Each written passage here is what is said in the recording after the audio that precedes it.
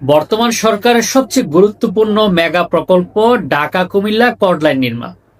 Dhaka Comilla cord line নির্মাণ হলে আমাদের বাংলাদেশের অর্থনৈতিক চিত্রটা পুরোপুরি বদলে যাবে।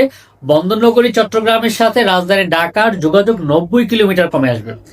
এই প্রকল্পটির জন্য দীর্ঘদিন রাজপথে আন্দোলন করেছেন আমাদের কুমিল্লা 6 আসন থেকে নির্বাচিত সংসদ সদস্য মনিরুল হক চৌধুরী।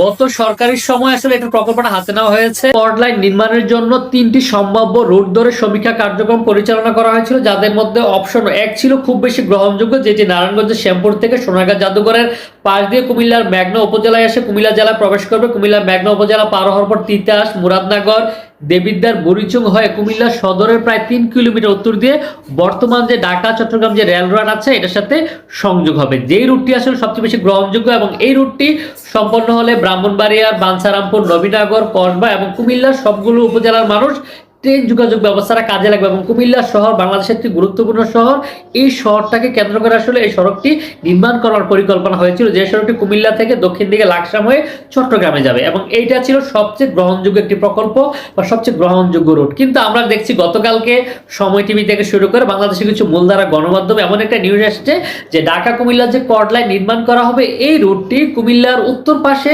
সংযোগ না করে কুমিল্লা নগরীর দক্ষিণ দিক দিয়ে লাকসামের কাছাকাছি কোথাও সংযোগ স্থাপন করা হবে, যার ফলে কুমিল্লার উত্তর অঞ্চল, কুমিল্লা শহর, ব্রাহ্মণবাড়িয়ার 3-4টি উপজেলা সহ বিশাল এলাকার জনগোষ্ঠীর মানুষ রেলপথে যে যোগাযোগ ব্যবস্থা বা ঢাকা কুমিল্লা সরাসরি কর্ড লাইনের সুফল থেকে বঞ্চিত হবে।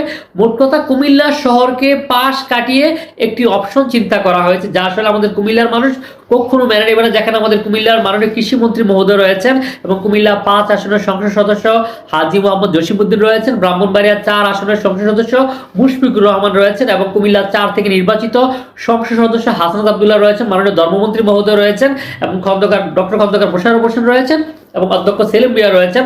আমরা চাই আপনারা অবশ্যই গর্জে উঠবেন, আপনারা দাঁড়াবেন। আপনারা দাঁড়িয়ে আমাদের এই যে কুমিল্লা ঢাকা কুমিল্লা কর্ড লাইন নির্মাণের জন্য অপশন 1 কে যেন বেছে নেওয়া হয়। যদি কুমিল্লা নগরীকে পাশ কাটিয়ে অন্য কোথাও দিয়ে রেলপথ সংযোগের চিন্তা করা হয়, কুমিল্লাবাসী রুখে দাঁড়াবে। আর কুমিল্লাবাসী রুখে দাঁড়ালে কোনো কাজ ঠিকভাবে করা সম্ভব হবে না।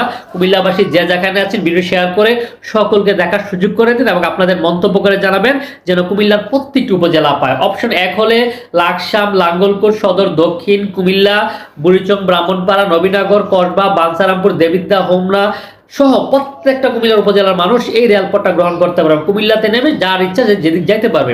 আমরা সবাই চাই অপশন 1 কে যেন বাস্তবায়ন করা হয়, আর বিকল্প যেন চিন্তা করা না হয়। ভিডিওটি কেমন লাগলো অবশ্যই মন্তব্য করে জানাবেন। শেষ করছি এখানে। আল্লাহ হাফেজ।